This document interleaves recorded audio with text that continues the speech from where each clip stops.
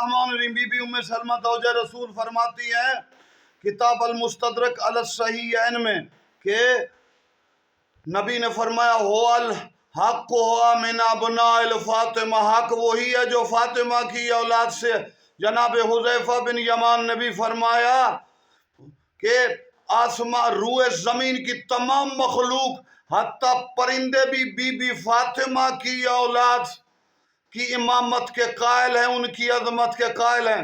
جب be be کی اولاد عظمت امامت رکھتی ہے، عام غیر ذوی العقول بھی قائل ہیں، تو پھر انسانوں مسلمانوں تم کیوں شیطان کے نوکر بن کے اولاد فاطمہ کی خلافت، امامت اور شرافت کا انکار کرتے ہو؟ ان کی عظمت سب سے بلند ہے، سب نیچے ہیں، یہ سب سے بلند ہے، صرف نبی سے کم ہے.